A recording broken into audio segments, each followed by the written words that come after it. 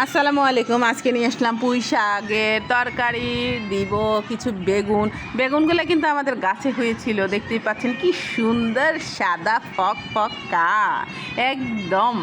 তো দু টুকরা করে নিলাম, দেখছেন দু টুকরা সমান সমান 4 টুকরা হয়ে গেল আমার বেগুনগুলা। তো আমি আরেকটা বেগুন নিয়ে নিলাম, বেগুনটা দেখতেই পাচ্ছেন আমাদের গাছে আবার হরেক পদের বেগুন গাছ আছে। তো আপনাদের আমি অবশ্যই দেখিয়ে যাচ্ছি, না হলে তো বলবেন কিছু জানাইলো না। তো নিয়ে নিলাম একটা আলু, সেই আলু যে আলু জাতীয় খাবার হিসাবে পরিচিত। আলুটা বেশরম বেহাইয়া সব কিছুর সাথে যাইতে চায়, তরকারির সাথেও যাইতে চায়, আলুর সাথেও যাইতে চায়, বউয়ার সাথেও যাইতে চায়। কি একটা বেশরম জিনিসের পাল্লায় পড়ে গেছি আমি। এই তো নিয়ে নিলাম গাছের শাক, তো দেখতেই পাচ্ছেন কি সুন্দর টসটসে। তো আমি কিছু সাদা তেল নিয়ে নিলাম, সাদা একটা কড়াইয়ের মধ্যে, দেখতে পাচ্ছেন অল্প তেলে অল্প রান্না করব, তাই আজকে আপনাদের জন্য নিয়ে আসলাম অল্প তেল, স্বল্প কিছু পেঁয়াজ দিব এর জন্য।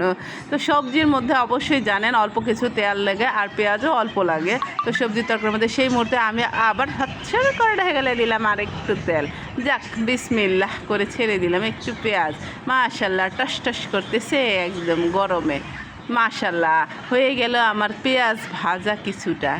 তো নাড়া দিতে যাব এখন, দেখি না আর একটু কেমন লাগে। ভালোই লাগতেছে, জীবনটা এইরকম ভাজা ভাজা হয়ে আসতেছে, এই কারণে দেখতে ভালোই লাগতেছে। যাক, নেড়ে দিলাম, নাড়াটা শুরু করেই দিলাম যেহেতু নাড়া রাঁধুনি আমি। তো নাড়তে নাড়তে এই পর্যন্ত। তো আমি কিছু চিংড়ি মাছ কেটে নিয়েছি, দেখেন বড় বড় চিংড়ি মাছ, আপনাদের দেখাতে পারলাম না, এটাও পুকুরেরই ছিল আমাদের। তো আমাদের পুকুর বলতে মানে বাংলাদেশটা আমাদেরই, তাই না? যেখানে যা দেখবেন সবই আমাদের। এই কারণে বাংলাদেশের পুকুরের একটা মাছের কিছু অংশ আমি নিয়ে নিলাম।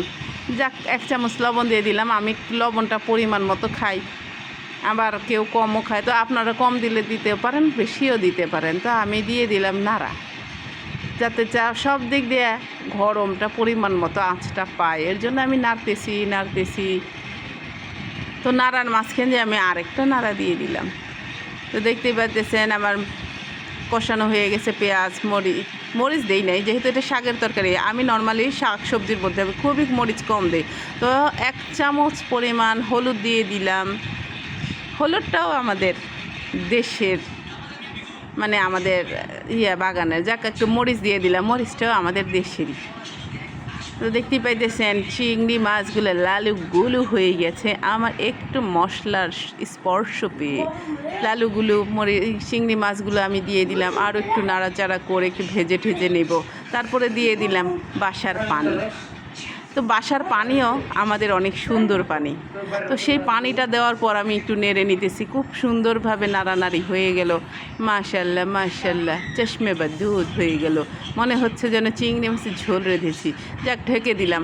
তো কষানো হয়ে গেছে, বলক এসে পড়েছে। তো সেই মুহূর্তে আমি এখন আর একটু নাড়া দিয়ে দেখবো একটু কেমন দেখা যাচ্ছে। তো মাশাল্লাহ ধোয়ার কারণে কিছু দেখা যাইতেছে না, কারণ আমি কি দেখতে পাইতেছি না, আপনারাও পাইতেছেন না, অবশ্যই কমেন্টে জানাবেন। দিয়ে দিলাম শাকগুলো, কি টসটসা তরতাজা শাকগুলা। এগুলা কিন্তু আবার কাটতে গেছিলো আমার শাশুড়ি, সুন্দর করে কেটে দিয়েছে। তো দেখতেই পাচ্ছেন আমি কীভাবে যেতে দিতেছি, পাতিলে যাতে হয়ে যায়। যাইতা না দিলে আবার পাতিলে হবে না, পাতিলে উপচে বের হয়ে যাবে। আর সেই বেহায়া বেলাস আলুগুলোও আমি সঙ্গে দিয়ে দিলাম। তো সঙ্গে দিয়ে দেওয়ার পর আমার সবগুলা শাক দেওয়ার শেষে আমি এগুলোকে নাড়া দিয়ে নেব, যাতে এগুলো সবগুলো মশলার সাথে মিক্স হয়ে যায়। তো দেখতেই পাচ্ছেন আমি এখন একটু নাড়তে যাচ্ছি, নেড়ে চেড়ে আমি উল্টো পাল্টা করে দেব, যাতে মশলা সব একের অপরের সাথে কথা বলতে পারে। কে কেমন আছো, অনেক দিন পরে দেখা হইল, অবশ্যই কথাবার্তা বলবে, না হলে তো ওরা আবার একে অপরের সাথে রাগ করে, কেউ একটু কোনো সাইডে একটু লবণ কম হবে, কোনো সাইডে একটু মশলা কম হবে, রাগারাগি করে এক জায়গায় হবে তো এক জায়গায় হবে না। যেই কারণে আমি সব দিক দিয়ে একদম ঘুরিয়ে ফিরিয়ে নাড়িয়ে চাড়িয়ে দিয়ে দিলাম। তো দেখতেই পাইতেছেন কি সুন্দর করে আমি কাজ করে নিলাম, আমার মনের মাধুরী মিশিয়ে উঁচা নিচা করে নিতেছি। দেখ, আমার নাড়া এখন শেষ পর্যায়ে এসেছে। তো আমি এখন ঢেকে দিব আমার শাকগুলাকে।